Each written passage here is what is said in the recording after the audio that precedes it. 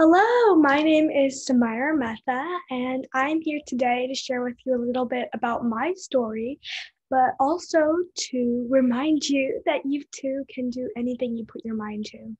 And I'll be sharing some helpful tips, and tricks for that too. Yeah, so to get started, I thought I would introduce myself a bit. My name is Samaira Mehta. I'm 12 years old and I'm a kid entrepreneur. I've created my own company, which is basically an entire ecosystem, now you could call it, to teach kids how to code. And coding is my passion, and it always has been. And really, I think my main inspiration behind creating my company was just the fact that a lot of my friends hadn't enjoyed coding in the way that I had. And I wanted to create, a platform, a way for them to enjoy coding as much as I do. And that inspired me to create some board games to make coding fun for my friends. And now today I have 3 board games. I have CoderBunnyz, CoderMinds, and CoderMars. You may have heard of some of them.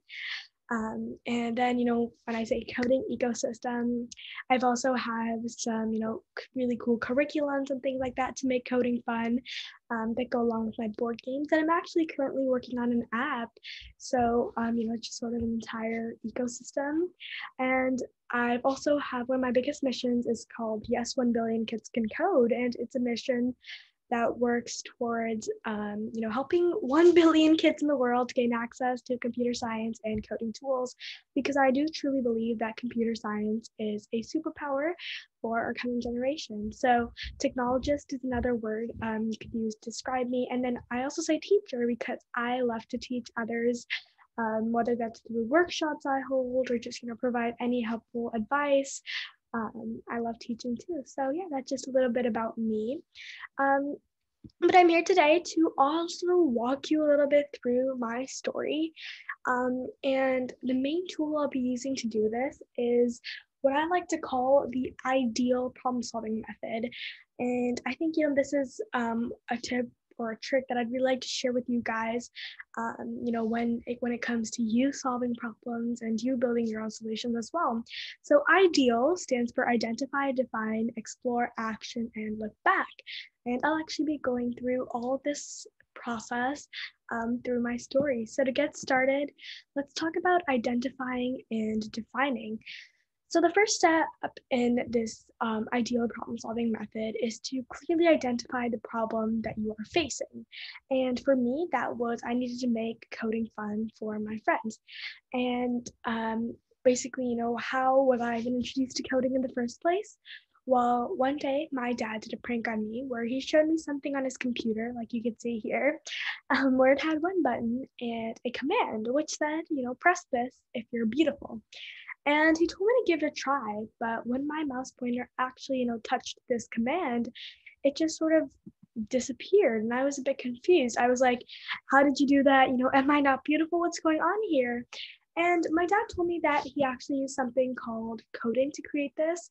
And I think that's when I first realized that coding was something I was interested in. And I wanted to be able to create these sort of pranks for my friends. But that's not where the problem starts. I was just introduced to coding. When I was introduced to coding and I did start talking to my friends about it, I realized that the real problem was that my friends weren't as excited about coding as I was. And that's when I, clearly identified my problem. That was coding isn't fun for my friends. And my problem statement is that I have to make coding fun for my friends. And I think, when you have identified and defined your problem, you have pretty much accomplished one of the biggest parts in the ideal problem solving method. So identifying the problem is very important. But moving on, IGE, next, E stands for explore. And now what I had to do was explore possible solutions to my problem. This is a really fun stage because, there's so many possible options to my problem. Um, But eventually, after, talking to my friends, carrying out, some interviews with them, asking them, what's your favorite thing to do? What do you like to do to learn? And just stuff like that. And, even doing some research, I found out that the best path for me to take to solve this problem was create a board game as a fun way to make coding fun for my friends. I played a lot of board games and, trying, I play a lot of board games with my friends and trying to find out what was that thing that they enjoyed. I try to incorporate that into my board game as well. So, exploring is a very fun stage, especially in the problem solving method, where you can find so many possible solutions to your problem and you go with the one that you think will make the biggest impact and solve your problem. And then the next step in the ideal problem solving method is the IDEA, and A stands for action. And this is very, very fun stage as well, because you actually get to take action and solve your problem. So what I did for me, for part one to take action was, create some prototypes, grab a piece of paper and draw out some things how I want them to look on my board game. And, as you could tell in this image, there's so many rough sketches I have hand drawn. But then there's also so much, that there's graphics that are done on the computer. So it was like, I grabbed a bunny that I had, I put on my mom's glasses, I snapped some pictures. Then, if you could see in this pile of cards in the middle of this picture right here, I took some pictures. I tried to put them all together and create some cool images. So, it was really a lot of prototyping, especially for my ideal problem solving method. That went into creating my board game. And then, eventually my parents helped me get in contact with some graphic designers who we sent these prototypes to. And then, we did some, testing, lots of back and forth email exchange and all that fun stuff that really goes into creating a board game. And that was actually part one. And then part two was actually, seeing and holding my board game for the first time. And it's actually a funny story behind that. I got my first prototype for, CoderBunnyz on Christmas. So it was a really nice present. But basically, just seeing the game come to reality, seeing some of your ideas and visions that actually come and become, real things is quite insane. It's quite surreal, and it's amazing just to see something as simple as a little problem that started using this ideal problem solving method. I got it this far, this real prototype that I have in my hands today. And at that moment, at that time, I didn't know that I was using this problem solving method to solve these problems. But now I feel like this method could connect with pretty much any problem you're trying to solve, and that's why I think it's really important for you guys to learn about too. And then next comes looking back to see if you really did make an impact with your solution. And I actually wanted to share one of my biggest obstacles that I came across, as well as one of my biggest achievements on Look Back Part 1.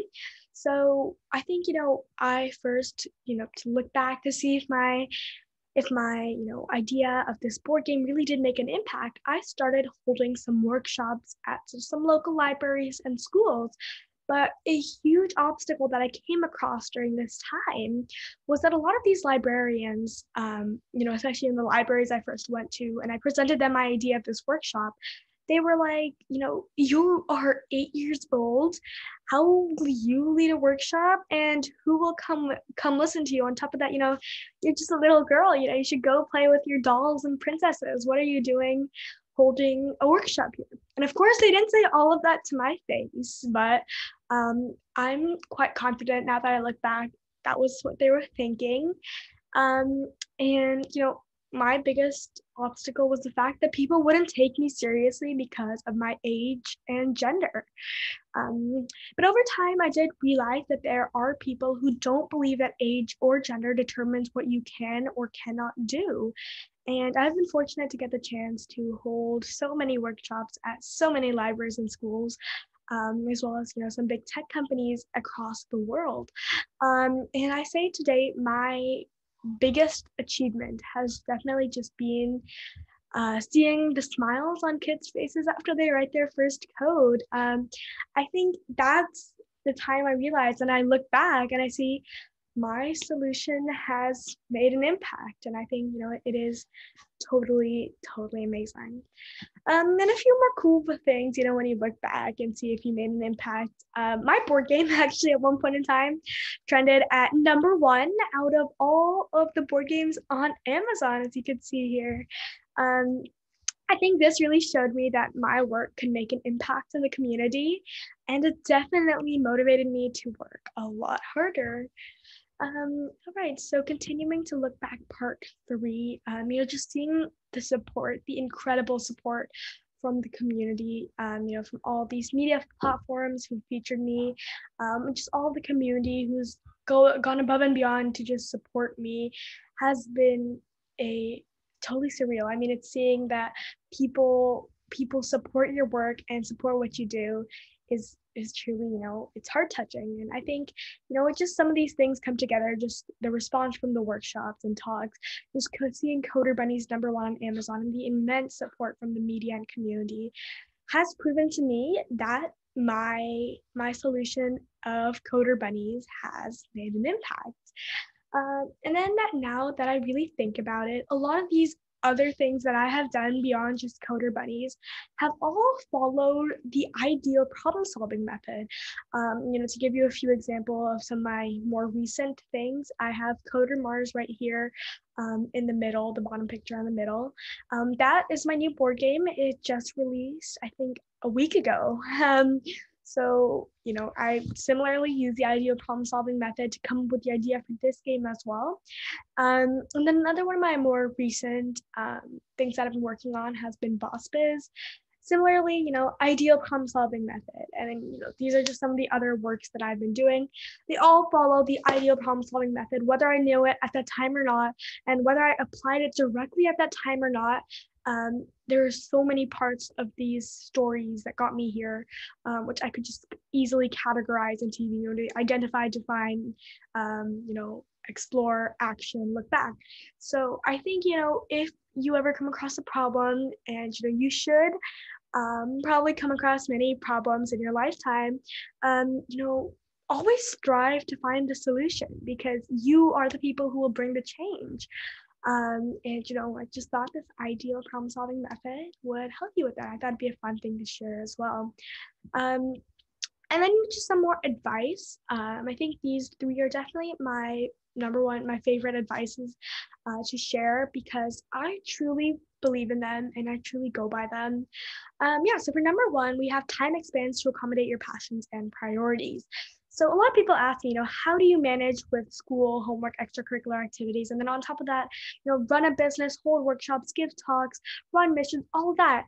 But I think, this is my passion. I love what I do. And if I really did, which I do, time expands to accommodate in all of those passions and priorities. So, I think the worst excuse you could have is I don't have time to do it. But, if you do love it, then of course time always expands to accommodate those in. The second is don't worry about failure. Worry about the chances you miss when you don't even try. And there's so many times I look back in my journey and I'm like, if I had just given up when those original libraries told me that I couldn't hold workshops there, I to this day would not have gotten the chance to teach over 10,000 kids across the world. So instead of worrying about the outcome, which may be failure or success, worry about the chances and experience that you may have missed if you didn't even try in the first place. And then dreams don't work unless you do. It starts with a dream, a very big dream, but you have to work countless amount of hours to achieve that dream. Hard work cannot be avoided when wanting to achieve something greater. And then, I was asked to share my biggest superpower, and I truly believe that my biggest superpower is hustle. I don't give up or stop something until I finish it or until I find the solution to it. I think this superpower has greatly impacted who I am today, and I think it is an important superpower to have as well. yeah, so that was pretty much all. I hope you guys enjoyed learning about my story and my journey. Hopefully you guys took some important, take backs from this. And I want you to remember that you can do it too. So good luck. Go achieve all the greater things. And, if you ever have any questions or want to reach out to me, I love talking to you guys. So always feel free to send me an email, Samaira at CoderBunnyz.com. You can check out my websites. They're also on the screen. And you can always feel free to message me on any of these platforms as well, Facebook, LinkedIn, Twitter, or Instagram. They're all at CoderBunnyz. Yeah, thank you guys so much for listening. I hope you enjoyed it and learned something about it too. Bye.